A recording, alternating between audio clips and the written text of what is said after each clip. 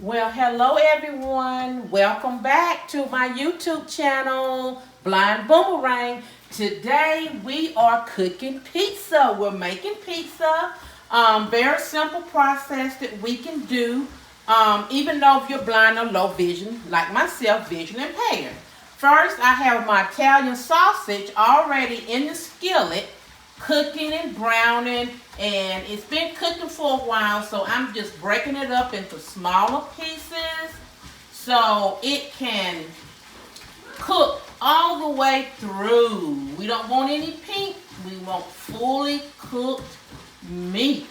Yes, very, very safe. And there we go, we got that done. Meanwhile, while we're doing that, while that finished cooking, I'm going to wash my hands. I'm going to always keep my hands washed, yes. And I dip them in water that has Clorox in it for sanitizing. Yes, and then I'll get a paper towel to dry my hands off.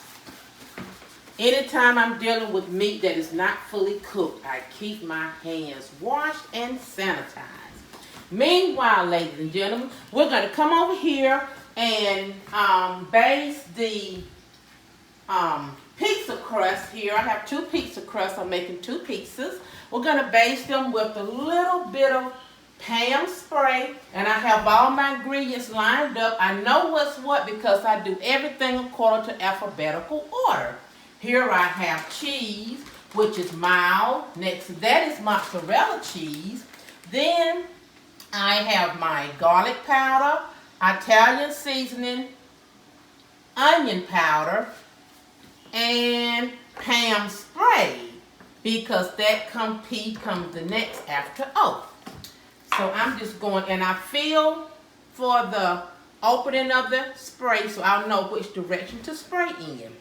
So I will spray my pizza crust on both sides. Do my second one. Spray it on both sides. And by the way, I improvise sometimes when I'm cooking because that's just what I do. I didn't have any round pizza pans, so I only have the square pan. It works all just the same. And I am checking my Italian sausage, and it seems to be done. And you notice I do not have my talking thermometer because the batteries are dead. That's another trip to the store. So what I did was, I have made pizza so many times. I know about how long it takes, maybe about 10 to 12 minutes for Italian sausage to cook. So I use my handy dandy timer to the right, and I set it for 18 minutes, so it will be over the time. That way I know it's cooked thoroughly. And a lot of times, if you can feel using the feel touch with your utensil, if it's mushy in any type of way, and don't break apart easily, it is not cooked thoroughly. But this seems to be firm, and the pieces have broken and fallen apart nicely. And I'm sure it's done. As soon as my timer goes off, then I'll know I have gone the number of minutes that I needed to make sure it's cooked thoroughly. That's just another tip to use, just in case if you do not have a talking meat thermometer, to be on the safe side. Because what we do is practice safety while we're cooking as well. I'm not using pot holders because the handle on my skillet is silicone based, so it does not hold heat. So that works perfectly well for me. I use that in all my utensils. As you see, I even have the silicone utensils as well. They can stand heat up to 500 degrees. Meanwhile, while we're waiting for the timer to go off, I'll set my oven. I usually do my pizzas on bake 375. So I have the raised dots, and I know that the dot to the left is bake. I'll press that one. And then to set my temperature, I have the raised dots. To set it for 375. There we go. And then my oven can be heating up. And it's almost ready. Let's see, I'll check and see and feel if I can see where it is. Oh, sounds like it's ready. I'm trying to feel my little dots. Let's see here. It's still ticking. It's at 1, so it's still ticking. So once that ticking stops, I'll know it's ready. I won't take it off until I hear that ticking stops. Let's see. Still ticking. Oh, it stopped. I don't know what happened to the buzzer on it, so I have to listen for the ticking. So I will just take that and turn that off, make sure that's turned off. Then I will take it, and I have my colander here with the bowl underneath it, and I'll feel to see where I have it located, and I will just put it in here so that we can drain all the excess oil off of the Italian sausage. And I'll just drop that down in the sink. And sometimes I just take my spoon and just mash it down a little bit.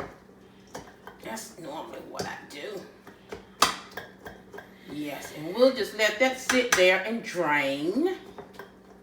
That's what we'll do, and cool off a little bit. And now I am down to cutting my bell peppers and onions. And you notice the knife is faced where the dull side is to the right, because that way when I go to pick it up, I don't have the blade right next to me. So I'm using my cutting board, and I tuck my fingers under, and I cut and cut. That way my fingers is not sticking out in the blade. I'll put it right there. Now we're going to cut these more. And I always make sure this is soft. So I tuck my fingers under. That way my fingers are not in the harm's way of the blade. See how easy that is, ladies and gentlemen. And it's safe cutting. Yes. And I will take my cutting board, fill my plate, and put it on there. And it's okay if you use your hands, because remember, your hands are going to be clean. Now my onion, I will take my onion. Remember, tuck it away, the fingers away nice. Tuck those fingers away nicely. Cut that onion, put it over there.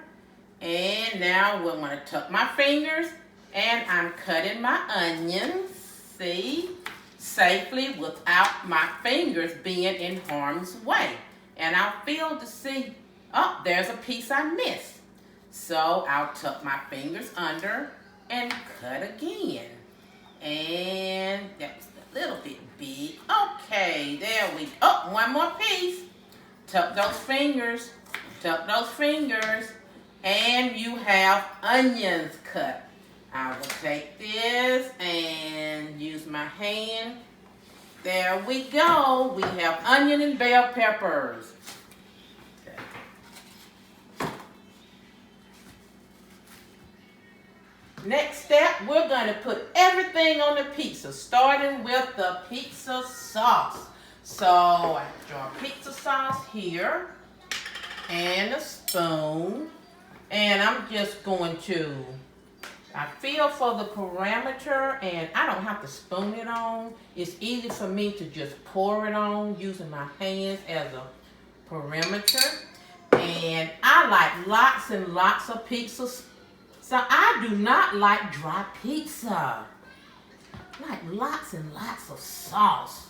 So I'll feel again, going around. That way I know I'm not pouring it on the off the crust of the pizza. And if you make a little mess, it's okay. Guess what? It's going to be eaten anyway. Oh, this is going to be delicious. Okay, and I'll just put that right here. One thing I forgot, I always keep a cloth to wipe my hands on. Now, next thing is my ground beef, because I want to put that over my sauce. So I'm going to go back over here where my ground beef was cooling and drain it, and I'm going to put it in this bowl so that we can put it on the pizza. Excuse me, ladies and gentlemen, not ground beef, but Italian sausage. So today we are going to make Italian sausage and pepperoni pizza. So I'll just take some Italian sausage and just sprinkle it on over here.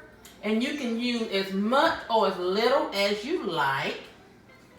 And sometimes when I go to get it all the way around the edge, I use my hand as a guide.